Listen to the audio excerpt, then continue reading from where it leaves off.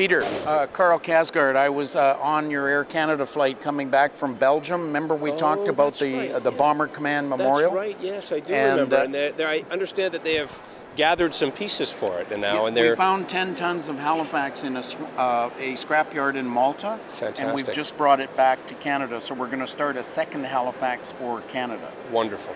Wonderful. And, I was in Malta recently as well. There's huge connection to the Canadian Air Force there. If you're wearing a maple leaf in Malta, they remember the Canadian Spitfire pilots that defended that island. So well, the irony, great irony, is that sight line that they were using flying over Malta to Italy, yes, turn it around now, and we're flying out of Trapani and Sigonella, doing bombing missions over Libya now. Now, for all the Royal Canadian Air Force fans that are still in existence, and I'm near the top, I want to extend my hand and say thank you for giving us back the Royal Canadian Air Force. It was a very proud moment for a lot of our veterans. It's heavy duty, man.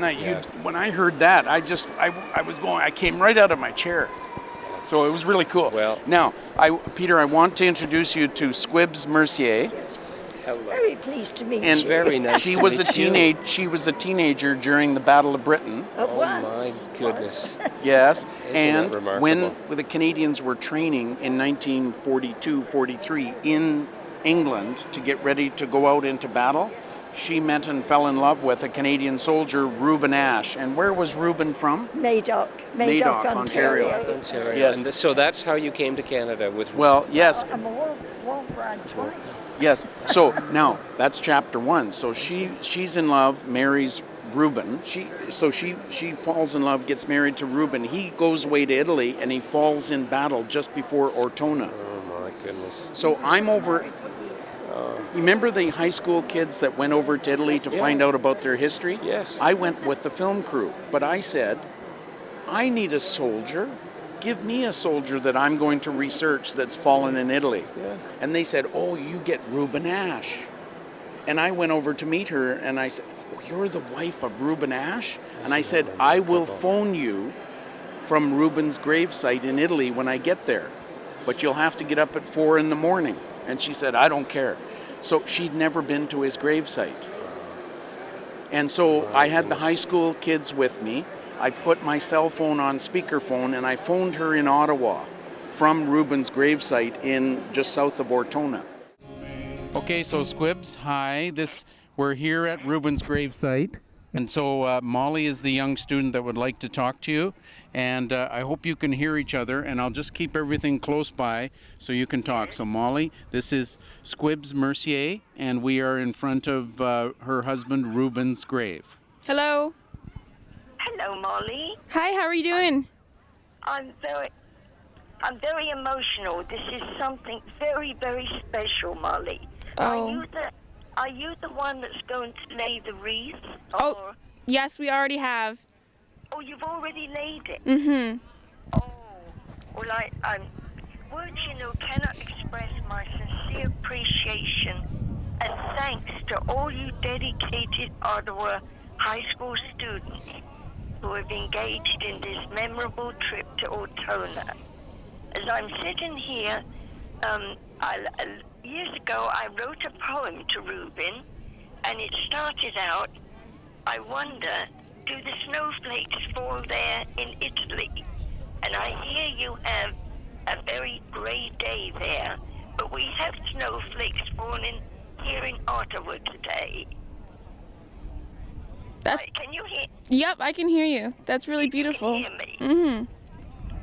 I want to especially thank you for helping me to honor my dear late husband, Reuben Ash, who gave his life 65 years ago for the future generations of his beloved Canada. It's our honor, It's our honor. It's beautiful. Well, as your footsteps pass over this hallowed earth, I pray that you will all pledge to succeed in your future plans and always be proud to be Canadian. Do you want me to continue, or do you want to talk? What do you want to say?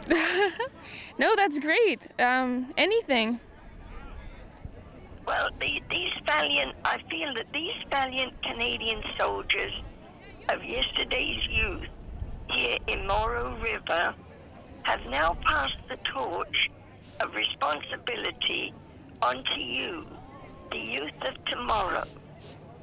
And I say God bless all who remain here in silent sleep, and to all you who venture on to create a good life, a serene world for mankind. And as you lay your wreaths there, I would like to read a little poem. Is that all right or not? Of course, go ahead. Go ahead. Yes. You can hear me. Mm-hmm. Okay. It's called To Reuben with Love. I wonder, do the snowflakes fall there in Italy, upon the earth where my beloved lies? And do the autumn falling leaves caress this grave like a serene canopy beneath the sky?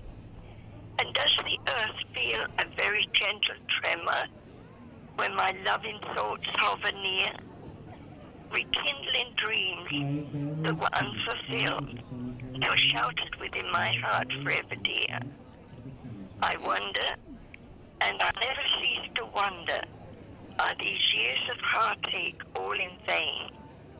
Is there a joy beyond this earthly sphere, a promise of happiness, a balm for this pain?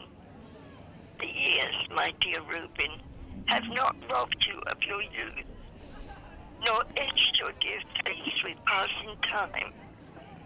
Sleep well, my beloved, till you call my name and reclaim the dreams that we always mine. Thank you, Molly, for letting me read that.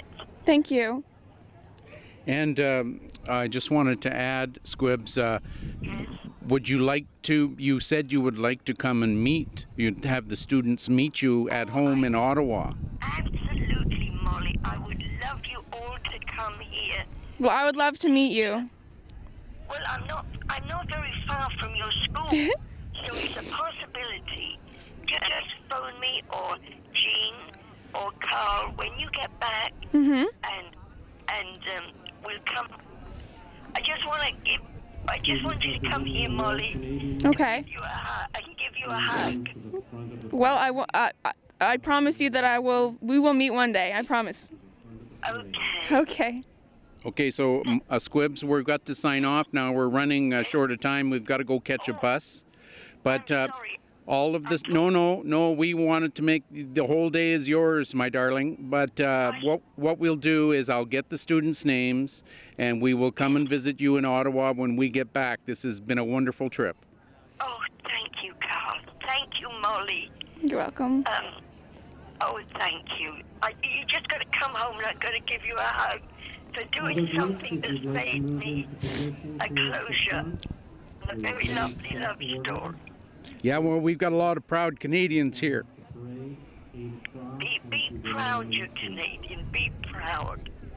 And my compliments to your teacher for making this possible, for his insight to make it happen. And thank you, Carl, for your thank everybody. And from Reuben, I thank you with all my heart. Okay, thank you, Squibs, and we'll see you when we get back home. God bless. God bless you all. What a wonderful thing you Canadians have done for me. Thank you. Bye. Bye-bye, Molly, till we meet. Okay. Bye-bye. Bye. That must have been quite an emotional moment. Yeah. Now, here's the kicker, and I'll just fast forward. A year later, she said, Carl, I've got to go to Reuben's gravesite in Italy. I can't just talk on the phone. And so we arranged it, and she went to Italy and went to his gravesite. Because of this marvelous pilot. He is doing so much to credit Canada's aviation. You should respect him with the highest honor. I wrote to the Governor General, saying that he should be recognized because this is Canada's aviation and he's keeping it alive. And I went over to Italy because he made everything possible, every detail.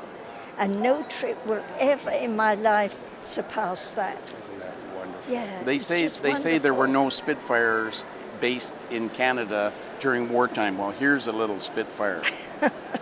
Well, I'm But very, I very honored to meet did it. you.